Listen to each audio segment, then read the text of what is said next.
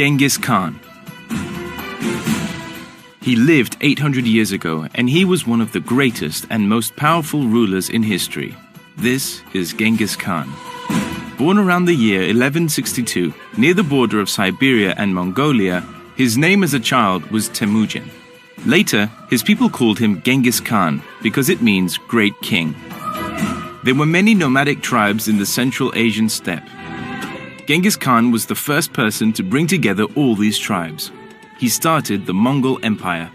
He invaded many parts of China and Central Asia. Some people hated him and some people liked him. He was a great warrior and many people feared him and his army.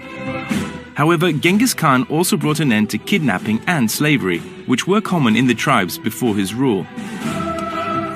He made important routes for trade, and the first postal service came from the Mongol Empire too. His empire became huge. Genghis Khan died in 1227 from injuries received after falling from his horse. His men buried him somewhere in Mongolia, but no one knows where his body is today.